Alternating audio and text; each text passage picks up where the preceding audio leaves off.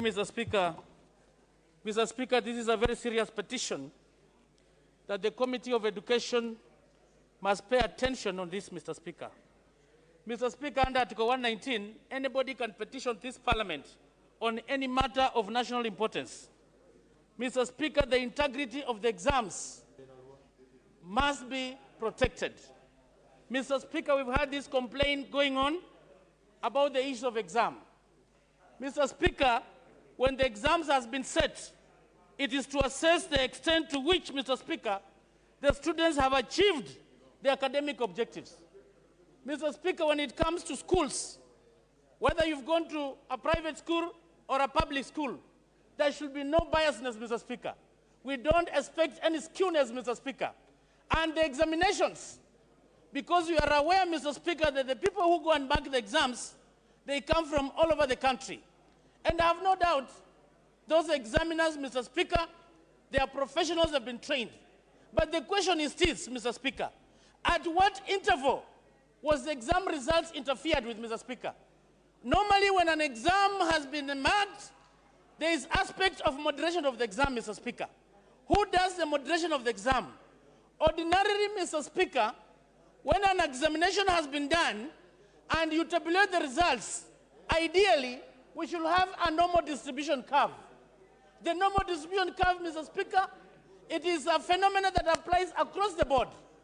Even here, in this Punke, Mr. Speaker, if you're going to do an exam, it must portray a normal distribution curve.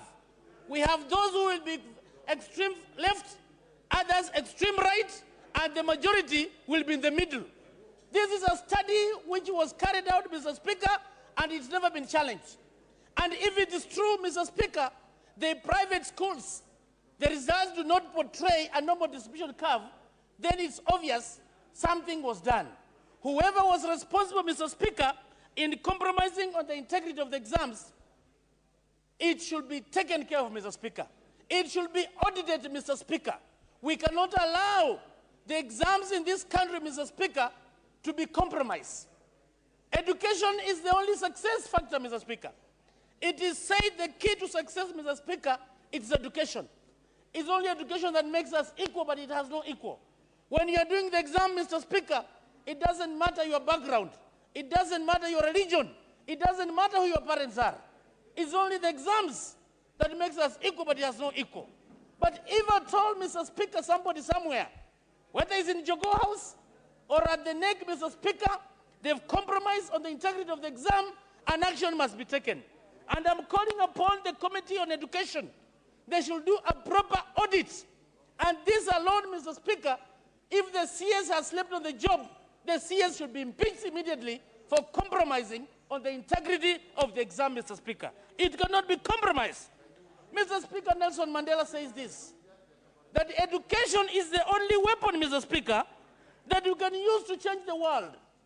Today, when you're subjected to an exam, we want to ascertain to what level, to what extent have you understood the objectives of this examination, Mr. Speaker.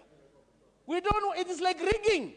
It's like you've gone for a general election and some people have been rigged. You are bringing people from the back door, Mr. Speaker. So we are calling upon the Ministry of Education, the Kenya National Examination Council, and the relevant bodies, Mr. Speaker, to put an inquiry in place, to put a thorough audit, Mr. Speaker.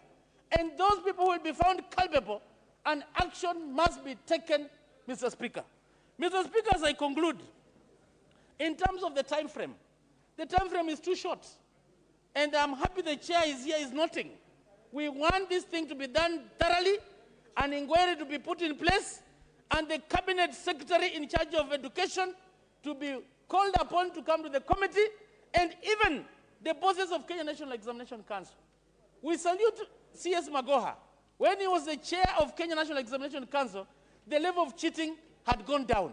But as we look into this, Mr. Speaker, it does not necessarily mean that when you've gone through the public school, you cannot perform and get an A. Some of us, we've gone through private schools, Mr. Speaker, through public schools. It's because we come from different background, different economic background, Mr. Speaker. So we want to ensure that education examination has no equal. It makes us equal, but it has no equal. Anybody involved in compromising on the integrity of this, Mr. Speaker, should be brought to book. But we also call upon the petitioners to bring that data, the data that they've said they have in place, so that we can subject it to tabulation and see whether there is a normal distribution curve. Is it skewed on the left? Is it all skewed on the right? I want to thank you, Mr. Speaker, but call upon the Committee on Education to move with speed and bring these culprits to the book. I thank you. Now the last one, comment, the member for Endebess. Thank you, Honorable Speaker. On the onset, I want to thank the two petitioners for this very timely petition. And although it's unfortunate that they are petitioning because they are hurt, Mr. Speaker, as the committee looks into this petition, I think it's important that the committee goes further to look into these allegations with even data and find out whether the marking schemes have been have they been favoring certain institutions, because whether a child is in the private or a government institution, private or public institution, all children are equal.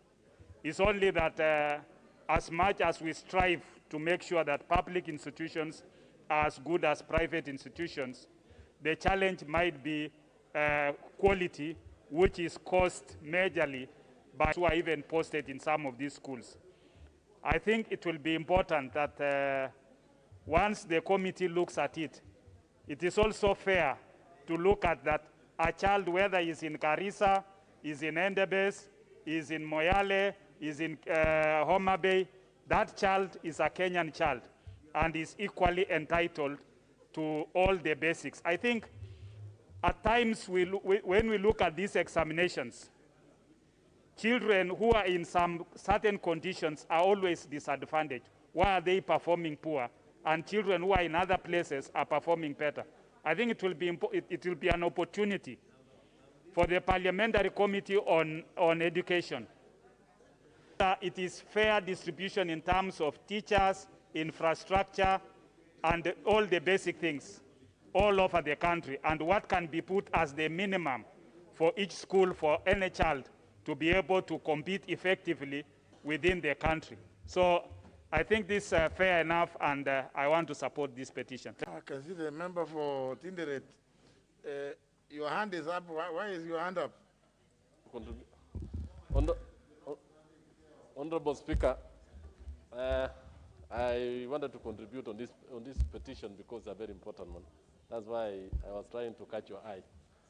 So, Honorable Speaker, this petition is quite important, knowing very well that if there are issues actually concerning private schools, and I want to bring the attention of members that we don't have private students and public students. We have Kenyans. And the fact that exams are marked in a manner that would suggest they are skewed is actually very worrying and disturbing for parents across the board. Because the parents who are in private schools, the parents who are in public schools, all argument one another. And I want the government to look at private schools as argumenting the lack of resources by the government, and therefore assisting the government to provide education in this country. And I don't want them to look at private schools as competitors with public schools. In this sense, Honorable Speaker, the person who is establishing a public school could otherwise, if you realize the students who are in private schools, there are about 500,000 pupils in private schools.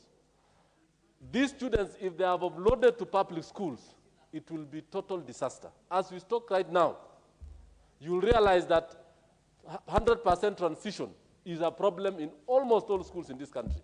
And I want to ask members here to know that every year, increase of between 8 and 10% of students joining Form 1. Therefore, even if we are going to put in more money from CDF, we will always have a shortage of classes across all the years to come, unless we do a very serious Marshall Plan where we are supposed to invest over 20 billion shillings to have enough classes in this country. So The fact that we need to mark exams and bring integrity into the education sector is quite very important. And I remember, Honorable Speaker, before the Matiang'i reforms of 2015, the Committee of Education went to South Africa, and we found out that some universities were trying to give Kenyans exams, what we call pre-university exams, because of lack of integrity. But because of that surgery that took place that time, we actually gained our respect in the international society. So if actually the issue that is before us, and make sure that exams retain the integrity that is required in the Republic, and Kenyans will have a name even in the international society. So I support it, and I ask the Education Committee actually to investigate it and make the sector to be a level playing field, a child in the public treated fairly and equally like any other. Thank you.